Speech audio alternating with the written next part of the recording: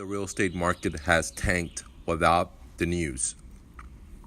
Hey gang, this is Mike with MrNoFluff.com, and in the next few minutes I'm going to illustrate how you could be your own compass to gauge the price of real estate, single residential homes, in anywhere in America, so you know that if you're in an up market or you're in a crash market without having the news tell you, without having the newspaper or the TV tell you, or having spokespeople tell you, how you could do the numbers yourself. And right now I'm going to give you one very, very simple formula that if you apply, it doesn't matter if you're in an up market, down market, doesn't matter 20 years from now or 50 years in the rears, this formula is true. This formula, it comes from a basic idea called production cost, okay? So what that means is, let me give you an example. In 2006, fourth quarter, when the market crashed, 2007, 2008, 2009, me and you could buy a house, for example, in, let's say, Texas, okay? That's where I live, that's where I bought the properties. In Texas, and many other states as well.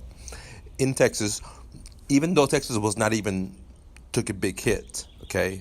In the last crash, it was only down maybe 15 to 20%. Even so, what happened is that houses, to gauge the motivation of the economy, or to see where the economy is up or down, you only have to focus on the production cost. And one of the simplest things to look at is when a house is sells, let's say house X is selling, what is it selling for?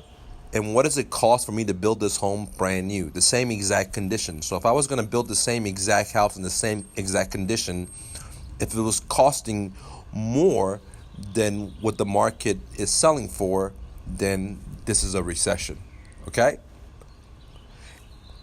But if the house is, to build that house costs less than what the fair market is, then that's the time when I don't buy what I call a bubble. Now, it might not be a bubble, but it's on the going upside, on the upswing side, okay?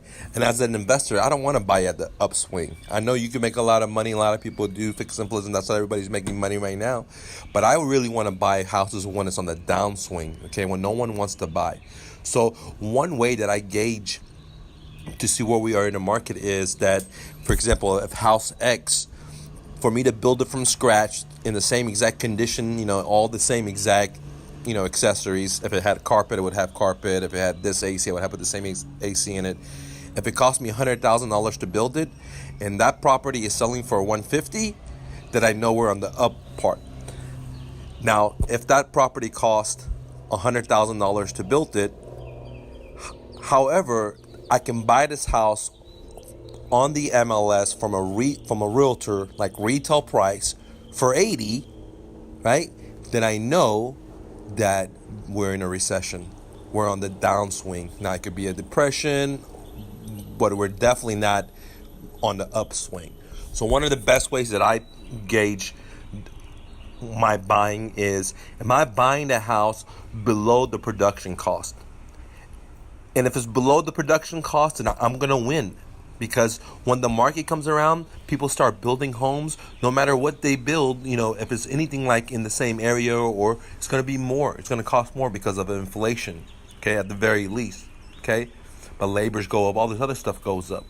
However, if I'm buying a house that's worth $100,000 to build it, if it's worth $100,000 with the realtor, and for me to build it only costs $80,000, then I know I'm on the upswing and I'm buying at bad time, at the wrong time. So simply put, guys, one of the best ways that I gauge the market is when I buy a house is, am I buying it below me building it? If I'm buying it below me building it, which you could usually do that only through motivated sellers, or when the market has tanked, when the bubble has burst, is when there's a crash, when there's a recession, when there's a depression, okay? You could buy homes below the cost of making it. Let me give you another example. Let's say to make a bike, it costs $100 from the manufacturer. If you could buy that same brand new bike for $80, do you think that was a good deal? Absolutely, right? Because that bike manufacturer just sells it at REI or Dickey Sports Goods for 100. So you're getting it at 80. Does that make sense? Now, if the market is good and that same exact bike and now is selling for 120, do you think it's a good price? Does that make sense? And I know that's a very simplistic illustration with the bike, but when it comes to houses, the production cost for me determines what swing are we on. Are we on the upswing of the economy going up and up and up when it's going to be a bubble, or are we on the downswing? And I want to buy houses on the downswing. I want to buy houses when it costs. I'm buying it less than it costs for me to build it. So again, if it costs $100 to build it, or $100,000 to build it, or $100 million to build it, I'm buying it less than the cost to build it.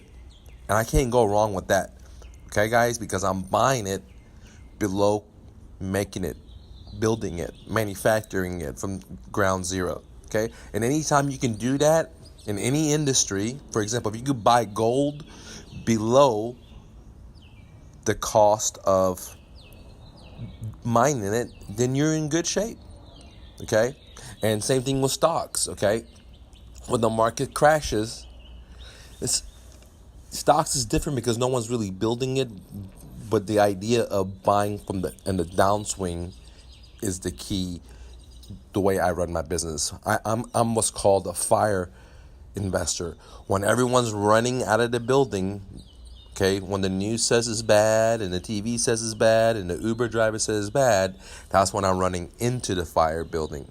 Okay, which is basically saying, in other words, that I buy properties below production cost. I buy properties below the cost of building it, and the only time to do that is to buy from Motivated Sellers Direct, not use realtors or go to foreclosure auctions, not do any of that crap, or when there is a recession or a depression like 2006 fourth quarter, and they come all the time, guys, every 7-10 years. I don't have a crystal ball, but they're here all the time. So that's when I'm really active, and I like to pick up as many as I can in a recession. On the upswing, depends on what my exit strategy is. Keep renting them out or sell them and cash out, and work on building businesses on the upswing. Because when there's upswing going up, everyone's making money. Employees making money. Business owners are making money. Everyone's making money. The economy's moving good. Lending is loose as goose. Everyone can borrow money, and so in those times, right, it's good for everyone. Realtors are making a lot of money, and wholesalers are making money. If you start a business, you make a lot of money. So for my strategy is, when the economy's up, I start businesses, right? When the economy's down, I focus on buying fucking houses, because no one's buying houses at that time. Very few people are buying houses. The realtors are leaving their jobs because they can't sell shit. Now they got to get a normal job. The inspectors, same thing. The title companies, they're shrinking up, so on and so on, because there's less people being involved in real estate because there's a fire, okay, literally fire melting down, and people, are scared. So guys, I hope you took something valuable out of this. One other thing is that, guys, it's our anniversary sale, and we're giving away the products for almost for free, guys, on my website. We're giving all the products, courses, ebooks, everything for free, almost for free, guys. Go check it out, MrNoFluff.com. And if you enjoyed this video, click like. What do you think about what I just said about buying properties below production cost? I'd love to hear your thoughts. Go out there and hustle and bustle. Don't take no for an answer. And much love, guys. Love you much.